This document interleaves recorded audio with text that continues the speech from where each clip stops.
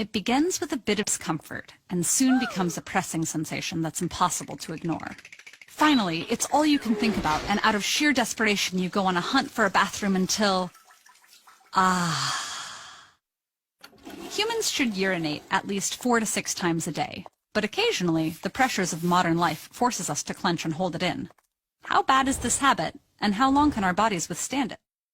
The answers lie in the workings of the bladder, an oval pouch that sits inside the pelvis.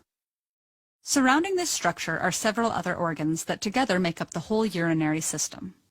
2 kidneys, 2 ureters, 2 urethral sphincters, and a urethra.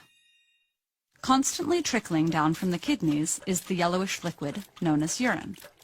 The kidneys make urine from a mix of water and the body's waste products, funneling the unwanted fluid into 2 muscular tubes called ureters. These carry it downward into the hollow organ known as the bladder.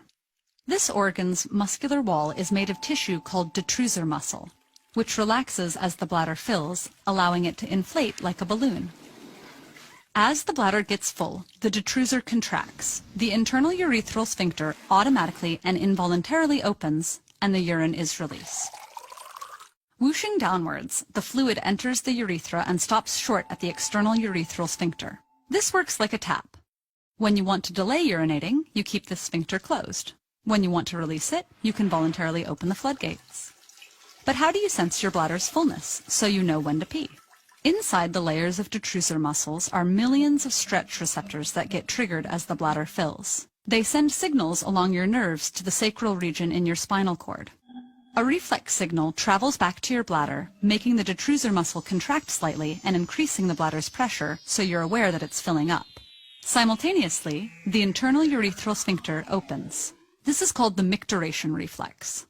The brain can counter it if it's not a good time to urinate by sending another signal to contract the external urethral sphincter.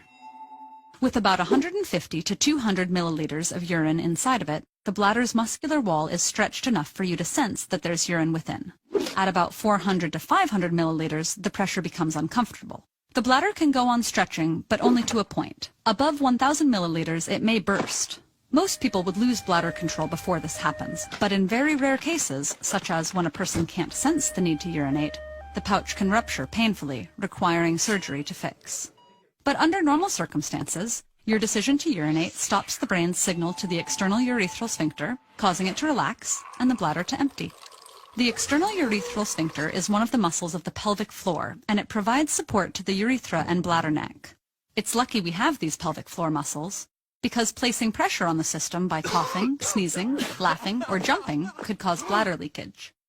Instead, the pelvic floor muscles keep the region sealed until you're ready to go. But holding it in for too long, forcing out your urine too fast, or urinating without proper physical support may, over time, weaken or overwork that muscular sling. That can lead to an overactive pelvic floor, bladder pain, urgency, or urinary incontinence. So, in the interest of long-term health, it's not a great habit to hold your pee.